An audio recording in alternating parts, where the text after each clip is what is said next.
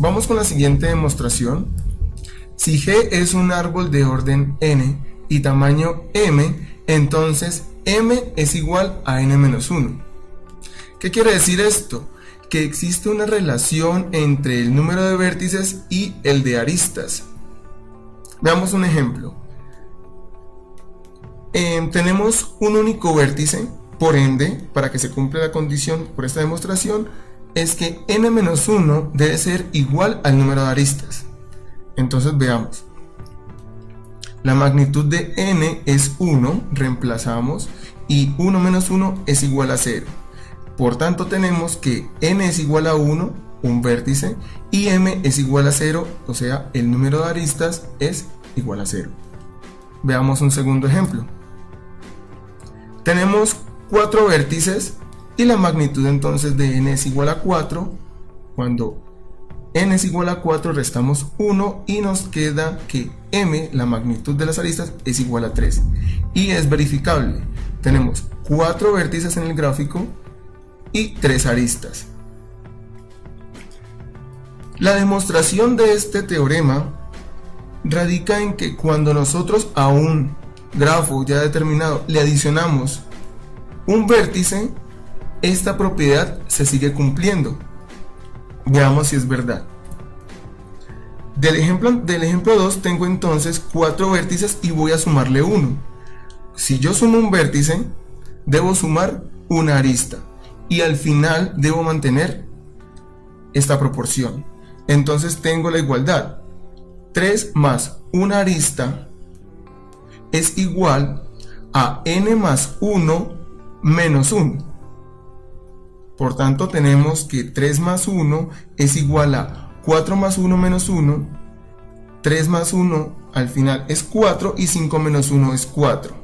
Hemos adicionado una arista y un vértice, como mostramos en el gráfico de la derecha. Lo estamos separando por una línea roja y al final tenemos que hay 5 vértices y 4 aristas. Por ende, hemos demostrado por la prueba de inducción que para cualquier adición de vértices vamos a conservar esta propiedad. La siguiente característica nos dice que todo árbol con orden de al menos 2 tiene 2 vértices de grado 1. Veamos la prueba. Tengo este grafo G, es un árbol, no tiene ciclos, es conexo, todas sus aristas son puentes, no tiene ciclos, y entonces me dice que tome una trayectoria en el árbol de la mayor longitud posible. Hemos decidido tomar la trayectoria entre el vértice A y el vértice H. Lo hemos iluminado de color azul para poder verlo. Y como no hay ciclos, el vértice inicial y el vértice final son distintos. Por tanto, como no hay un camino de mayor longitud que el que estamos viendo, entonces ambos vértices deben tener grado 1. Por ende, cada uno son hojas. La siguiente característica nos dice entonces que sea G una gráfica conexa con n vértices, las siguientes proposiciones son equivalentes. Para entender estas 4 propiedades, vamos a poner un ejemplo. Tengo un grafo G y la literal A nos dice que G es un árbol. Evidentemente es un árbol. Por la propiedad B es conexa y tiene n menos 1 aristas. Tenemos 1, 2, 3, 4, tenemos 5 vértices y 1, 2, 3, 4 aristas, se cumple. La propiedad C dice que debe ser conexa y toda arista de G es un puente. Evidentemente todo el grafo está conectado y cada arista es un puente, ya que tiene solo una conexión. G más V contiene exactamente un ciclo para todo par UV de vértices independientes. ¿Qué quiere decir esto? Que si yo adiciono una arista entre cualquier par de vértices, consigo un ciclo y dejaría de ser un árbol. Pasemos entonces al tema de excentricidad y centros. Dado un vértice B de la gráfica G, se define la excentricidad E de B como la distancia de B al vértice más lejano del conjunto de vértices de B. Es decir, que la excentricidad de B es el máximo de las distancias de cada uno de los vértices a B. Para hallar la excentricidad de B, debemos contar las distancias de los caminos más cortos de un vértice a todos los demás y definir cuál es la distancia mínima más larga de cada uno. Para eso nos apoyamos con la matriz de adyacencia, donde podemos ir contando la distancia mínima para llegar de un vértice a otro y obtener su magnitud. Tenemos entonces que para ir de A a B hay un vértice de distancia. De A a C, la ruta más corta nos dice que hay dos vértices de distancia.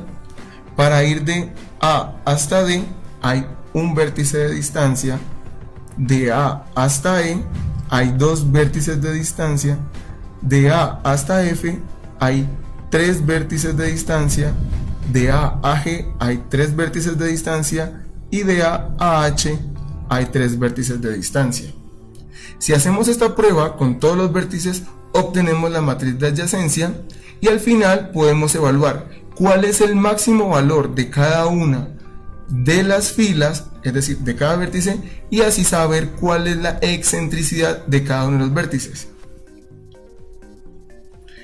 Entonces tenemos que la excentricidad de A es 3, de B es 3, de C es 2, de D es 2 y de E, F, G y H es 3. Veamos entonces el concepto de diámetro y radio. Se define el diámetro de un grafo G como el máximo de las excentricidades de los vértices de G. Esta es su expresión. Diámetro de G es igual al máximo de las excentricidades de todos los vértices que pertenecen al conjunto de vértices del grafo G. Se define el radio de un grafo G como el mínimo de las excentricidades de los vértices de G. R de G es igual al mínimo de las excentricidades para todo B que pertenece al conjunto de los vértices de G. Entendamos esto con un ejemplo. Tengo entonces acá el grafo que utilizamos en el ejercicio anterior y la matriz de adyacencia. En color rojo conocemos entonces los valores mínimos y en verde tenemos los valores máximos. Es decir, que en este caso los máximos van a ser los diámetros y los mínimos van a ser el radio. Veamos ahora el concepto de centro. Se define el centro de G como el subgrafo inducido por el conjunto de excentricidad mínima. Al centro de G se le denota Z de G. Tenemos el grafo con que hemos venido trabajando y definimos entonces el centro de G como el grafo Z de G que contiene los vértices C y D, porque tienen el valor del mínimo de excentricidad. Es decir, que el grafo generado es el conjunto de todos los vértices que tienen el mínimo de excentricidad.